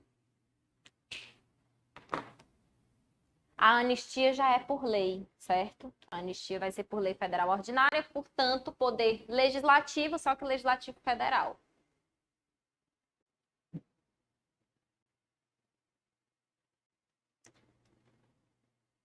A D, o erro dela, né, é o seguinte: A prescrição, a decadência e a perempção são causas de extinção da punibilidade do agente nos crimes de ação penal pública, em qualquer crime, não só de ação penal pública. Esse aqui, a parte final, é que é o erro da questão. Primeiro, a perempção só se aplica para crime de ação penal privada. Aqueles casos que a pessoa deixa o processo de lado, deixa sem dar continuidade por 30 dias seguidos. Ou então morre alguém e não aparece ninguém do CAD para assumir o processo em 60 dias. Ou então ele falta audiência, falta um ato sem justificar porque faltou. Todos esses atos aí são causas de perempção e são para crime de ação penal privada. A decadência existe para ação penal privada e para ação penal pública condicionada à representação também. A decadência é aquele prazo de 6 meses que a vítima tem ou para representar num crime de ação penal pública ou então para oferecer queixa no crime de ação penal privada. Então aqui, ó, decadência também é aplicável para ação penal privada. E a prescrição se aplica para todos. A prescrição, todos os crimes que não são considerados imprescritíveis prescrevem. Todo crime que não constituir racismo ou ação de grupos armados, né, contra a ordem constitucional e o Estado democrático, prescreve. Então, a prescrição se aplica para todos os crimes que são prescritíveis, independentemente da espécie de ação penal que eles devam, né, ter ali no caso. Vamos para a questão de número 13. Questão 13 diz o seguinte: mediante suborno, João, ouvido como testemunha em processo trabalhista, fez a afirmação falsa. No caso A, João responderá pelo crime de falso testemunho, sem aumento de pena, cabível apenas quando o crime é cometido com o fim de obter prova destinada a produzir efeito em processo penal. B, compete à Justiça Estadual processar e julgar o crime de falso testemunho verificado. C, aquele que deu dinheiro a João para que prestasse depoimento falso não incidirá nas penas do crime de falso testemunho previsto no artigo 342 do Código Penal. E D, João responderá pelo crime de falso testemunho, tal qual ocorreria se tivesse prestado o depoimento na condição de parte. Vamos lá. O crime de falso testemunho e falsa perícia está no artigo 342 do Código Penal. E ele diz o seguinte, ó: fazer afirmação falsa ou negar ou calar a verdade como testemunha, perito, contador, tradutor ou intérprete em processo judicial ou administrativo, inquérito policial ou em juízo arbitral. Parágrafo, pena, né, reclusão de 2 a 4 anos e multa. Parágrafo 1º. As penas aumentam-se de 1/6 a 1/3 se o crime é praticado mediante suborno ou se cometido com o fim de obter prova destinada a produzir efeito em processo penal ou em processo civil, em que for parte a entidade da administração pública direta ou indireta. Eu consigo aqui já botar para fora a alternativa A, porque diz que o aumento só seria cabível se fosse prova para processo penal. E aqui tem processo civil também. Nós temos também no processo civil em que for parte a entidade da administração pública direta ou indireta. Já desmente a alternativa A, que diz que seria só para processo penal. A alternativa B diz que compete à Justiça Estadual processar e julgar o crime de falso testemunho verificado. Essa daqui eu mato só lembrando daquela composição dos órgãos do Judiciário. A Justiça Trabalhista, assim como a Justiça Eleitoral, são justiças que são da União, né? Os trabalhadores da Justiça do Trabalho, eles são sujeitos à Lei 8.112, eles não têm estatuto estadual para seguir. Então, aqui não iria para a Justiça Estadual, iria para a Justiça Federal. Aqui, já que a Justiça do Trabalho é vinculada à Justiça Federal, é Justiça da União, né, melhor dizendo, assim como a Justiça Federal, o processo iria para a Justiça Federal. A C diz que aquele que deu dinheiro a João para que prestasse depoimento falso não incidirá nas penas do crime de falso testemunho previsto no artigo 342 do Código Penal. Essa daqui é uma super dica, porque a alternativa C está certa, pode marcar que é o gabarito. O agente que fez ali o suborno, né, que deu dinheiro para o João para que ele prestasse o depoimento falso, responde pelo crime que está vizinho ao artigo 342, está no artigo 343. Prof, Mas não podia ser assim, sei lá, corrupção passiva, corrupção ativa? Poderia, mas tem um crime que é mais específico para quem paga testemunha, perito, intérprete, contador. Por isso que ele está juntinho do falso testemunho, porque ele se relaciona só com aqueles casos. Olha o que diz o artigo 343.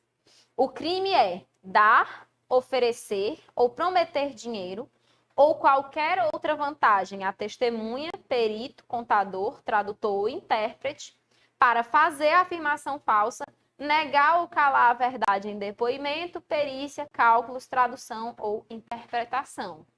Pena, reclusão de 3 a 4 anos. É maior até a pena mínima do que a pena mínima do falso testemunho. Uma parte de 2 anos e a outra parte de 3.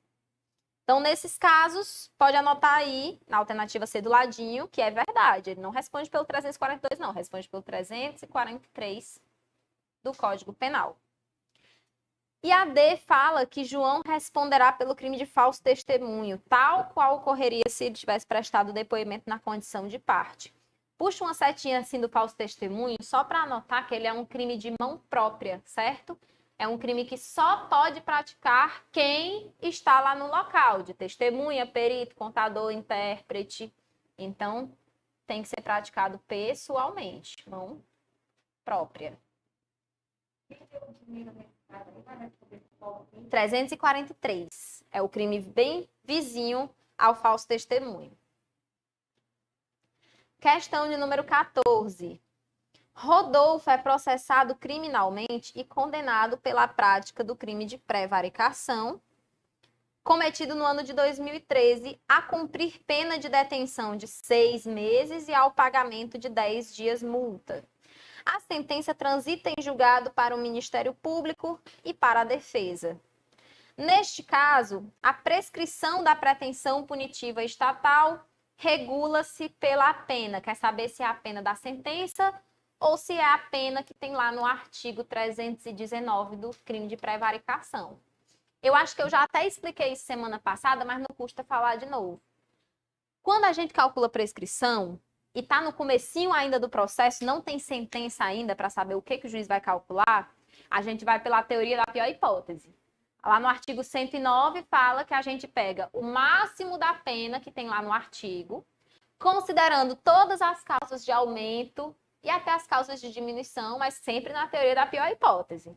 Se a causa de aumento, por exemplo, fosse de 1/3 a 2/3, pela pior hipótese, eu calculo como se o juiz fosse aplicar 2/3. E se tem uma causa de diminuição, sei lá, de 1/6 a 1/3, eu sempre calculo a menor diminuição. Sempre mantendo em mente assim, olha, eu tenho que calcular como se o juiz estivesse virado no giraia. Eu tenho que calcular como se ele não tivesse a menor simpatia por mim, como se ele me odiasse. Porque isso pode acontecer. E se acontecer, eu tenho que esfregar na cara dele e dizer, tá aí, mesmo tu colocando o pior que tu consegue, ainda tá prescrito. Isso muda quando a gente já tem pena. Porque quando a gente já tem pena, o juiz já avaliou toda a situação e já soube qual é a pena que vai ser devida. Então, eu já posso, a partir dessa sentença transitar em julgado para acusação, eu já posso pegar essa pena e pensar, olha, essa pena aqui que eu vou usar para calcular a prescrição. É isso daqui, é esse tanto de tempo que eu tenho agora que descobrir quando prescreve. Quanto tempo o Estado tem para me fazer cumprir esses 6 meses de detenção? Então, vamos lá. Para lembrar disso, infelizmente, vocês vão ter que, de vez em quando, dar uma lidinha no artigo 109, pelo menos para a primeira fase. Quem não vai fazer penal na segunda fase já se despreocupa, né? Mas é porque, na segunda fase, eu sempre digo, não confie na sua memória, porque a sua memória não precisa ser usada se você está com vade-mecum nas pernas. A sua memória não precisa você se confiar nela, porque eu não confio na minha. Então, na hora da prova, se você está com vade-mecum nas pernas, vai consultar. Mas como na hora da prova objetiva vocês não vão estar, eu recomendo vocês saberem pelo menos as duas pontas, o máximo e o mínimo. O máximo que um crime pode passar para prescrever é 20 anos. E isso acontece quando a pena, ou a pena do crime, a máxima, ou a pena que foi imposta na sentença, passa de 12 anos. Então, qualquer pena maior que 12 anos prescreve em 20 anos. O Estado tem 20 anos para me punir com aqueles mais de 12 anos de pena. Lá no final, que é no inciso 5, se eu não me engano, a gente tem o menor prazo de prescrição, que é das penas de tempo, né? Porque tem a prescrição da multa, que é de 2 anos, se ela for a única. Mas ali no 109, o menor prazo é 3 anos, se a pena imposta, ou se a pena do crime é até 1 ano. Como 6 meses é menor que 1 ano, eu já posso concluir que a prescrição da pretensão punitiva vai se dar, primeiro, é pela pena do artigo ou é pela pena aplicada? Se já tem sentença transitada em julgado para acusação, é a pena aplicada. Ok? E o prazo? O prazo que vai se adequar aqui é o prazo de 3 anos, que é o que tem lá no artigo, deixa eu conferir. Inciso 6, artigo 109, inciso 6 do Código Penal. A alternativa correta é a alternativa A. Posso. 109, inciso 5.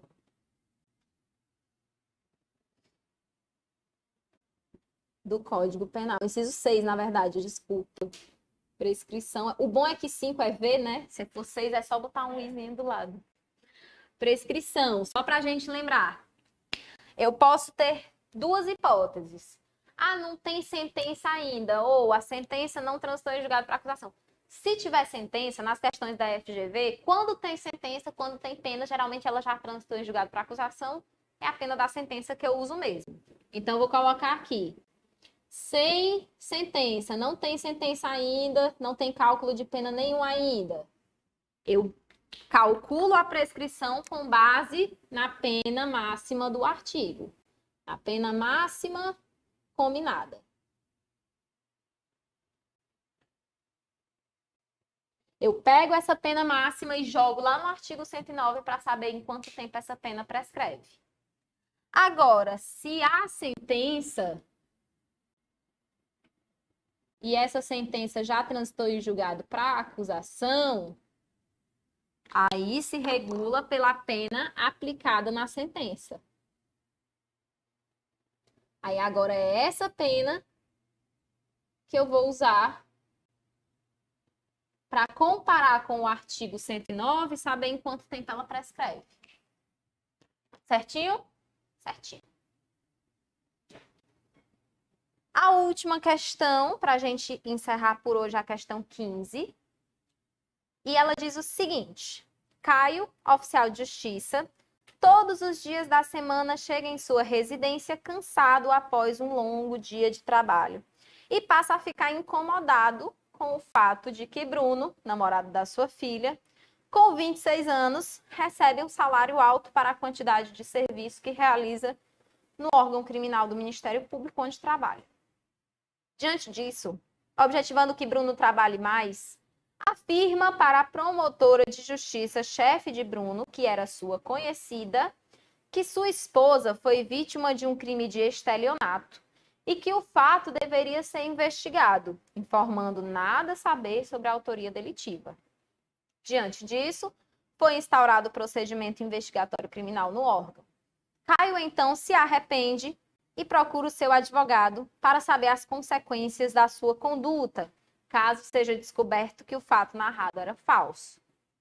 Considerando as informações narradas, o advogado deverá esclarecer que o Caio A. não praticou o crime em razão do arrependimento posterior. Gente, o que o arrependimento posterior pode fazer de melhor? Diminuir a pena. Ele não tira, assim, as qualidades de crime de uma conduta praticada anteriormente, não. É aquele crime que eu pratico sem violência, sem grave ameaça, eu pago o prejuízo e consigo diminuir a pena de 1/3 até 2/3. Então, em canto nenhum, o arrependimento posterior vai poder tornar um fato criminoso não criminoso. A B diz assim: praticou o crime de denunciação caluniosa consumado. A denunciação caluniosa está no artigo 339 do Código Penal. É parecida demais com a calúnia, só que, como é um crime contra a administração da justiça, a diferença dela para a calúnia é que na calúnia eu só faço fofoca de alguém imputando a essa pessoa um crime que ela não cometeu. Na denunciação caluniosa, eu faço a justiça fazer algo em relação a essa pessoa que eu quero prejudicar. Então, eu dou causa à abertura de uma investigação ou de um procedimento investigativo no Ministério Público ou na Polícia Militar, mas é sempre apontando alguém, imputando a uma pessoa um crime que eu sei que ela não cometeu. É como se eu tivesse com raiva de uma pessoa e chegasse lá na polícia e dissesse, olha, lá na minha casa sumiu um relógio caríssimo e eu tô achando que foi a empregada. Eu já coloco assim, eu já direciono para alguém, que é o ponto-chave da denunciação caluniosa. Eu tenho que ter o dolo de prejudicar alguém. Aqui, quando ele denunciou, né, chegou lá na promotora de justiça e falou sobre o estelionato, ele não apontou o nome de ninguém. Então, denunciação caluniosa já não pode ser. Lembre que, assim como a calúnia, a denunciação caluniosa tem que ter alguém de quem se fala. Tem que ter alguém para prejudicar. É imputar na calúnia, é imputar a alguém um fato criminoso que essa pessoa não cometeu. Imputar falsamente um fato definido como crime. Então, como não teve a pessoa, ele só chegou lá e disse, olha, eu acho que aconteceu um estelionato. Desse jeito. Não apontou ninguém e saiu. Isso não é denunciação caluniosa, isso é alternativa C, comunicação falsa de crime ou de contravenção consumado. Prof, como é que eu vou diferenciar um do outro? Na comunicação falsa de crime ou contravenção, você vai reparar que nunca é contra alguém em particular, mesmo que essa pessoa tenha raiva de alguém. Mas nunca é direcionado a uma pessoa. Eu só falo uma infração, crime ou contravenção que eu sei que não aconteceu. Então, imagina que às vezes acontece bastante isso, porque a gente é bom que a gente tenha registro das coisas, mas quem nunca, eu nunca, que fique bem claro porque está sendo gravado, eu nunca. Mas quem nunca perdeu um documento e fez um BO por furto? Tem gente que faz isso, eu faço BO por perda, acho muito melhor, porque aí não precisa atribuir um crime que não aconteceu. Mas essa galera que, assim, que perde um documento e, sei lá, vai ter que fazer uma prova logo, e precisava desse documento para apresentar, às vezes a pessoa tem a brilhante ideia de dizer, ah, não, eu fui vítima de um furto, é por isso que eu não tenho mais o meu documento aqui. Um crime que ela sabe que não aconteceu e vai lá na polícia dizer que aconteceu. Então é isso, comunicação falsa de um crime ou de uma contravenção que a pessoa sabe que não se verificou. Então, C de casa. Não é falso testemunho, porque ele não estava negando nem calando a verdade como testemunha, nem como perito, nem como contador, nem como intérprete. Acabamos por hoje, pessoal, e acabamos a nossa disciplina. Eu espero que todos vocês tenham gostado, tenham aproveitado. Vocês sabem que qualquer coisa, nós estamos aí. E a gente está sempre pronto para resolver o que tiver que resolver e dar aquela assistência para vocês. Podem procurar a mim, pelo menos, né? Eu falo por mim, claro. Mas podem procurar a mim ali no Instagram, na medida do possível eu tento ajudar, tá? Um beijo e até a próxima, que a próxima não seja breve, porque vocês já vão ter tudo passado.